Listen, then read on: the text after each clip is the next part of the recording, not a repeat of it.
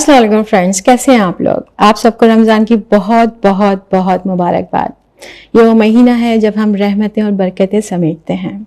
और आपको पता है कि इस महीने में अल्लाह ताला हमें जो है वो जांचते हैं, हमारा इम्तिहान लेते हैं, हमारी भूख से, हमारी प्यास से, हमारी इबादतों से, कि हम अल्लाह ताला के लिए जो है किस तरह से अपने आप को भूखा रख सकते हैं, अल्लाह ताला की रज़ा के लिए किस तरह से हम प्यासे रह सकते हैं, किस तरह से अपने आप को इबादत में मसरूफ़ रख सकते हैं।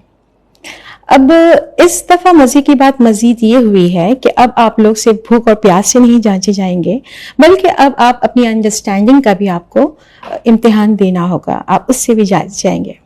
यकीनन आप समझ गए होंगे मैं बात कर रही हूँ रमज़ान में इम्तिहान की।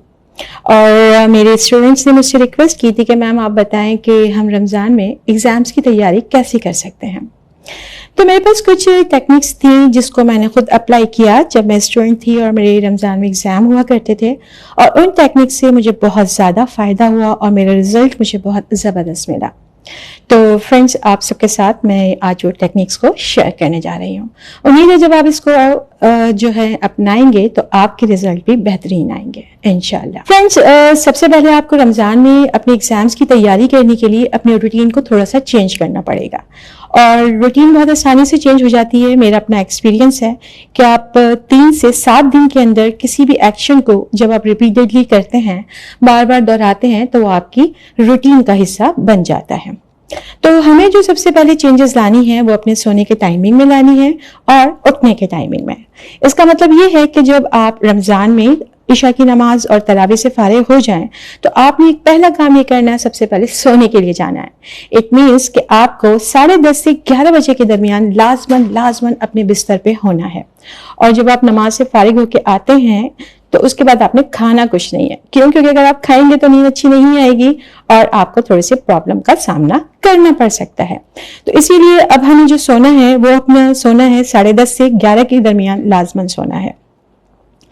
उसके बाद हमारे उठने का टाइम है जो 2 बजे होगा। हमें 11 बजे सोना क्यों है बेटा? इसके लिए जो हमारे पास रिसर्च वर्क है, जो रिसर्च हमें बताती है वो ये बताती है कि जब इंसान सोता है तो उसका जो ब्रेन है वो 4 स्टेजेस तक जाता है। यानी जिस तरह से हमारा दिल धड़कता है इसी तरह से हमारी ब्रेन वेव्स ही हैं, जिसको हम फ्रिक्वेंसी के अंदर मेजर करते हैं। तो अब अगर मैं आपसे बात कर रही हूँ तो इस वक्त मेरी जो ब्रेन फ्रिक्वेंसी है वो बीटा लेवल पे है, ठीक है। उसके बाद जब हम बिस्तर पे जाते हैं, टर्निंग टॉसिंग करते हैं, करवटें ले रहे होते हैं और हम गुनूदगी के आलम में जा रहे होते हैं, तो हमारा जो ब्रेन है वो हमारा अल्फा लेवल पे जाता है। उसके बाद फिर ब्रेन फ्रिक्वेंसी स्लोली ग्रेजुअली जो है वो डाउन होना शुरू होती है और हम चले जाते हैं उसके बाद थीटा लेवल पर। थीटा लेवल पे जो है वो हम वहाँ जाकर डीप रिलैक्सेशन स्टेट में होते हैं, जहाँ हम अपने आप को बहुत पुरसुकून महसूस करते हैं। उसके बाद ब्रेन फ्रिक्वेंसी हमारी मजीद स्लो डाउन होती है और वो जाती है डेल्टा लेवल पर, जिसे हम स्लीप का स्टेज 3 कहते हैं। स्टेज 1 हम अल्फा लेवल को कहते हैं। स्टेज 2 जो है वो हमारा थीटा लेवल होता है जहां पुरसुकून होते हैं, और स्टेज 3 जो है वो हमारा डेल्टा लेवल होता है जहां हम डीप स्लीप में चले जाते हैं, और वहीं से हम स्टेज 4 से भी मीट करते हैं जहां बहुत गहरी नींद में सो जाते हैं, ठीक है। अगर कोई भी इंसान अपनी इस स्लीप स्टेजेस को कंप्लीटली मीट करता है, इन 4 स्टेजेस से गुजरता है, उसके बाद जब वो सोकर उठता है तो अपने आप को बहुत फ्रेश फील करता है, ठीक है। तो ये रिसर्च खुद आप अपने ऊपर अप्लाई कर सकते हैं और उसका रिजल्ट भी देख सकते हैं।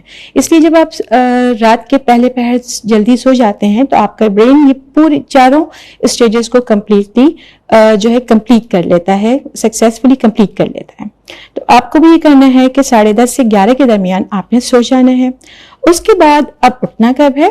तो हमें उठना है रात 2 बजे। आप अलार्म लगा के सो जाएं, रात 2 बजे उठें, और जब आप रोज रात 2 बजे उठेंगे, जब आप मुंह हाथ धोएंगे, तो मुंह धोने के लिए आपने एक टेक्निक को जो है जरूर अप्लाई करना है, जैसे मैंने अप्लाई किया। इससे तो एक तो आपकी नींद भी भागेगी और आपकी आंखों में एक फ्रेशनेस आएगी, लाइक दैट। जिस तरह से हम तालाब से पानी लेके मुंह धोते हैं, इसी तरह से आपने क्या करना है, अपने हाथों को इस तरह करके और इस तरह से मुंह धोना है जैसे मुंह पे छपा के मारते हैं। ये आपको बहुत फ्रेशनेस देगी, आपकी आंखों को बहुत फ्रेशनेस देगी और आपको जो है आपकी नींद को भी भगा देगी। उसके बाद आप रिलैक्स हो और आपने अब क्या करना है, पढ़ना शुरू करना है।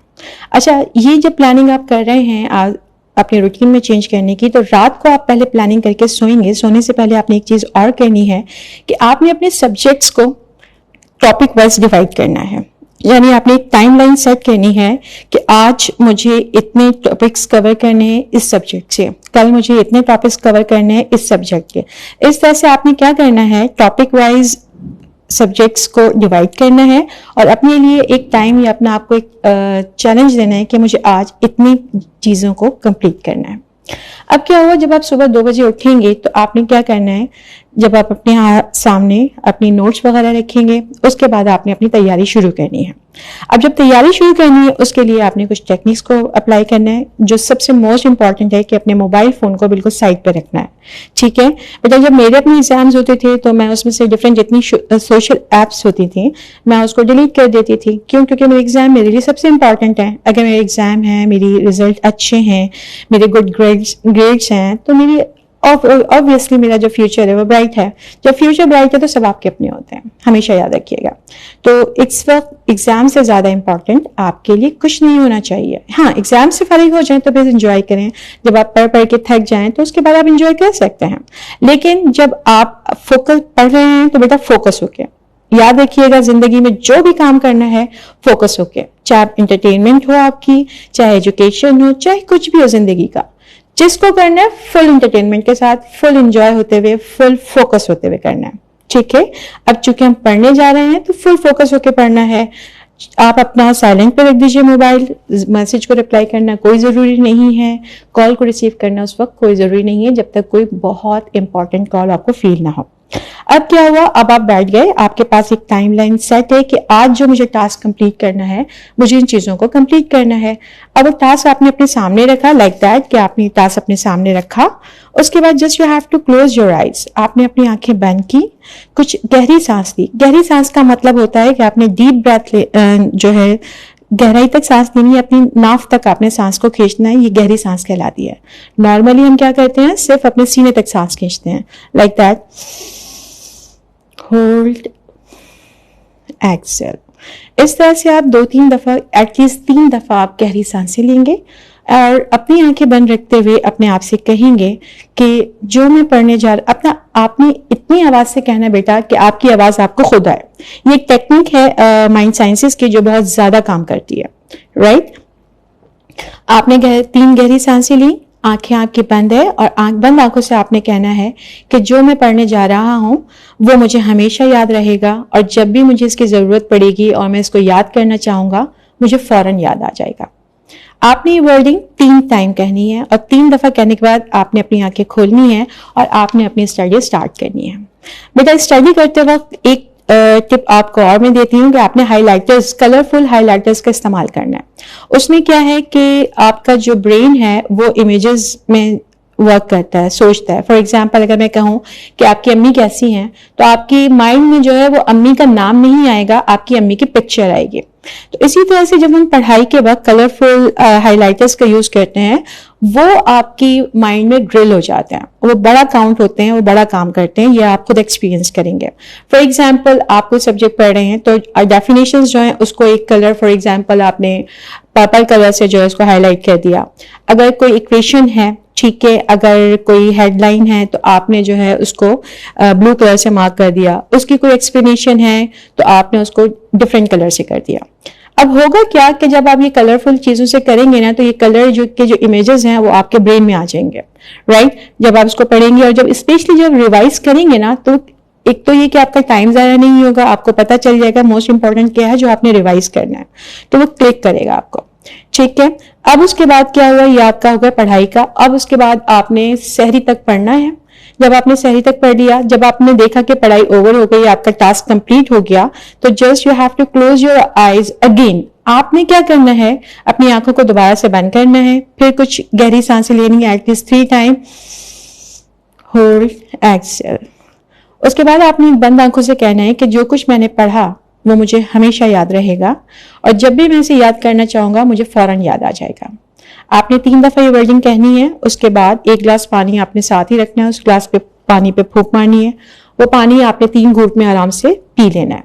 उसके बाद अपनी सहरी को एंजॉय कीजिए, सहरी के बाद नमाज पढ़िए, उसके बाद आप जो भी आपकी रूटीन है आपने वो करना है, या मैं आपको सजेस्ट करूंगी कि नमाज वगैरह के बाद आप सो जाएं थोड़ी देर। यूनिवर्सिटी आइए, यूनिवर्सिटी में अपनी स्टडीज़ को एंजॉय कीजिए, वापस जाइए घर में जाके थोड़ा रिलैक्स हों। उसके बाद आपकी जो इबादत हैं, जो आपने सिपारा पढ़ना है, जो भी आपने करना है करें, और इफ्तारी तक अपने आप को रिलैक्स रखें। आपने पढ़ाई नहीं करनी इफ्तारी तक, इफ्तारी करें, रिलैक्स हों। उसके बाद जो कुछ आपने सहरी में पढ़ा था बस आपने वो रिवाइज करना है।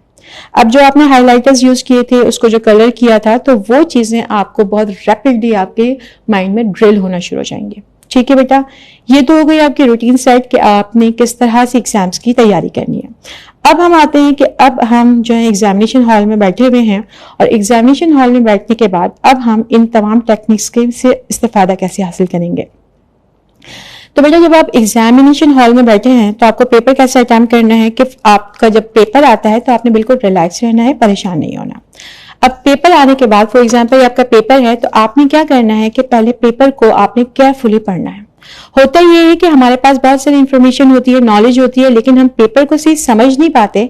इस वजह से पेपर करने के बावजूद हम अच्छे मार्क्स नहीं ले पाते। ठीक है, तो आपने क्या करना है बेटा, उसको केयरफुली पेपर आपने पहले रीड आउट करना है, स्पेशली इंस्ट्रक्शंस को। आपके पास 2 पेन मार्कर्स होते हैं, पेन होते हैं, आपने इंस्ट्रक्शंस को जो है आपने हाईलाइट करना है कि इसमें बोला क्या जा रहा है। क्यों? क्योंकि अगर आप इंस्ट्रक्शंस को केयरफुली फॉलो करते हैं तो आप क्या करते हैं, अपने क्वेश्चन पेपर को बहुत अच्छे से अटेम्प्ट कर सकते हैं। फॉर एग्जाम्पल, आप एक दर्जी की मिसाल लें। अब दर्जी के पास हम जाते हैं तो क्या करते हैं, उसे एक कपड़ा देते हैं। ठीक है, आप कहते हैं कि जी मुझे इसका ट्राउजर सीते हैं।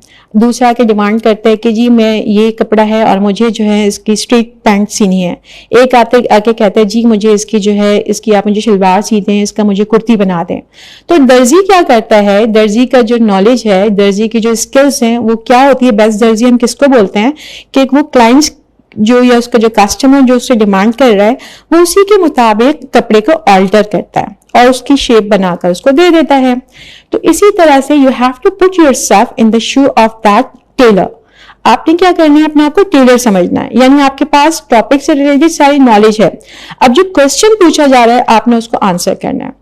बहुत सारे स्टूडेंट समझते हैं कि जी एक उन्होंने पॉइंट पढ़ लिया कि ये पॉइंट पूछा जा रहा है, उस पर जितनी नॉलेज होती है वो उस पर पेजेस भर देते हैं और फिर वो क्लेम करते हैं कि यार हमारा पेपर तो इतना अच्छा हुआ था, मार्क्स इतने अच्छे नहीं आए। तो बेटा, अगर आप ये समझते हैं कि जो बात पूछी नहीं जा रही आपने वो भी लिखी, उससे पेजेस भर दिए, वो टीचर को इम्प्रेस करेगा और आपको बहुत अच्छे मार्क्स आएंगे, तो नहीं। याद रखिएगा, टीचर को और गुस्सा आता है कि इसकी बंदे की इतनी नॉलेज थी लेकिन इसको इतनी अकल नहीं है कि पर्चे को अटेम्प्ट कैसे करना है। तो आपने क्या करना है बेटा, पेपर को बहुत अच्छे से पहले पढ़ना है, इंस्ट्रक्शंस को आपने केयरफुली पढ़ना है। उसके बाद क्या करना है, क्वेश्चंस को पढ़ना है। ठीक है, अब क्वेश्चंस को पढ़ने के बाद आपने क्या करना है, जो आपके लिए मोस्ट इजी क्वेश्चन है आपने क्या करना है, सबसे पहले उसको मार्क कर देना है। रादर कि आप उन क्वेश्चंस के ऊपर अपने दिमाग को जो है परेशान करें जो आपके लिए लेस इजी हैं। जो आपके लिए सबसे ज्यादा आसान क्वेश्चन है पहले आपने उसको मार्क करना है, और उस क्वेश्चन के अंदर ही आपको पता चलेगा पूछा क्या। उस क्वेश्चन में पहले आप देखें कि व्हाट पूछा क्या गया है। ठीक है, फिर आप देखें उस व्हाट की एक्सप्लेनेशन कैसे देनी है, क्या देनी है, वाई क्यों देनी है। आप व्हाट के बाद वाई का आंसर तलाश करें, and then you have to get the answer of how. क्या पूछा है, क्यों पूछा है, और उसको किस तरह से आंसर करना है। इंस्ट्रक्शंस पेपर में गिवन होती हैं, उसको पढ़ने के बाद आपने क्या करना है, अगर क्वेश्चंस जितने भी हैं आपके पेपर में, फॉर एग्जांपल 3 क्वेश्चंस हैं, आपके पास 1.5 घंटे का टाइम है, 10 मिनट आप 15 मिनट बिल्कुल सेव करें। ठीक है, 25, और हर क्वेश्चन को क्या करना है, आपने अपनी टोटल आवर से जो आपको टोटल घंटे मिले क्वेश्चंस को डिवाइड कर लें और हर क्वेश्चन को उतना टाइम दें। फॉर एग्जांपल 1.5 घंटा है, 3 क्वेश्चन है, तो आप हर क्वेश्चन के लिए 25 मिनट रखें। 10 मिनट 5 मिनट आप पेपर पढ़ने के लिए रखें। ठीक है, ये पेपर जब आप पढ़ते हैं तो एक्चुअली अपना टाइम वेस्ट नहीं करते, इन्वेस्ट करते हैं। क्यों? क्योंकि अगर आप इंस्ट्रक्शंस को अच्छी तरह फॉलो करते हैं, क्वेश्चन को अच्छी तरह फॉलो करते हैं, तो आप बहुत अच्छे मार्क्स ले सकते हैं। ठीक है, आपने क्या किया, फिर जो आपके लिए बहुत आसान क्वेश्चन था आपने उसको मार्क किया, क्वेश्चन अच्छी तरह से रीड आउट करें। उसके बाद आप जब आपको पता चल जाए क्या पूछा जा रहा है, क्यों पूछा जा रहा है, मींस हमें एक्सप्लेनेशन क्या देनी है और हमें किस तरह देनी है, जब आपको पता चल जाएगा आप आसानी से क्वेश्चन अटेम्प्ट करेंगे और टाइम बाउंडेड रखेंगे अपने आप को, यानी आप घड़ी आपके पास जरूर मौजूद हो। आप देखते हैं कि एक क्वेश्चन हमारा 25 मिनट्स में हो जाए। अगर 25 मिनट्स में भी आपका कंप्लीट नहीं होता तो आप पेजेस पे जगह छोड़ दें, दूसरा क्वेश्चन अटेम्प्ट करें। याद रखिएगा दूसरा क्वेश्चन आपने नेक्स्ट पेज से, न्यू पेज से स्टार्ट करना है। भले आपका जो लास्ट क्वेश्चन है वो आपने एक ही लाइन लिखी हो पेज पे, लेकिन आप वो पेज को छोड़ देंगे, ठीक है। उसके बाद आपने दूसरा क्वेश्चन और इसी तरह से तीसरा क्वेश्चन करना है, राइट। अच्छा, उसके बाद जब आप 3 क्वेश्चन कर चुके हैं, उसके बाद जो आपके 10 मिनट बचेंगे आपने प्रूफ रीडिंग करनी है और जो चीजें आप ऐड करना चाह रहे ऐड करेंगे। क्यों? क्योंकि अगर हम एक ही क्वेश्चन पे पूरा टाइम लगा देते हैं और हमारे 2 क्वेश्चन छूट गए तो होगा क्या कि आपको सिर्फ वो एक ही क्वेश्चन के मार्क्स मिलेंगे, ठीक है। लेकिन आप 3 क्वेश्चन अटेम्प्ट करते हैं और आपने टू द पॉइंट बात की है, जो पूछा जा रहा है आपने वो बता दिया एक अच्छे टेलर की तरह, तो क्या होगा कि आप बहुत अच्छे मार्क्स हासिल कर सकते हैं। अब एक सवाल ये होता है कि जो क्वेश्चन लेस इजी हैं, जो आपको थोड़ा सा डिफिकल्ट लग रहा है, उसको क्या किया जाए। तो पहले आप आसान वाले क्वेश्चंस को अटेम्प्ट कीजिए और फिर जो आपको लेस इजी लगते हैं, थोड़ा सा कम आसान लगते हैं, तो आपने क्या करना है, उस क्वेश्चन पे अपनी नजरें जमानी है। उसके बाद close your eyes, take some deep breath, like 3 आप गहरी सांसें लें और उस क्वेश्चन को इतनी आवाज से पढ़ें कि आपको आवाज आए, ठीक है। आपने क्वेश्चन पढ़ा, 1 दफा, 2 दफा, 3 दफा पढ़ें, उसके बाद आंखें बंद करें और आप उस टॉपिक को याद रखें जिसको आपने हाईलाइट किया था अपने नोट्स के अंदर, या और उसके साथ उस लेक्चर को याद करें जो आपने क्लास में लिया था। आप with in 2-3 minutes you will experience that कि वो चीजें आपको रिकॉल होना शुरू हो जाएंगी, ठीक है, और आप उसको लिखना शुरू कर दें। ये सारी वो टिप्स हैं जो मैंने खुद से अप्लाई की और मुझे बहुत अच्छे रिजल्ट मिले, और आई होप कि अगर आप ये अप्लाई करेंगे तो आप बहुत अच्छे रिजल्ट हासिल कर सकते हैं, क्योंकि मिड टर्म से आगे टॉपिक्स और भी हैं, मिड टर्म से आगे टॉपिक्स और भी हैं, अभी डिग्री प्रोग्राम के इम्तिहान और भी हैं। तो शागिर्द है, पढ़ना है, काम तेरा। तो शागिर्द है, पढ़ना है, काम तेरा, अभी तेरे आगे सेमेस्टर्स और भी हैं। जज़ाकल्लाह, अल्लाह हाफिज।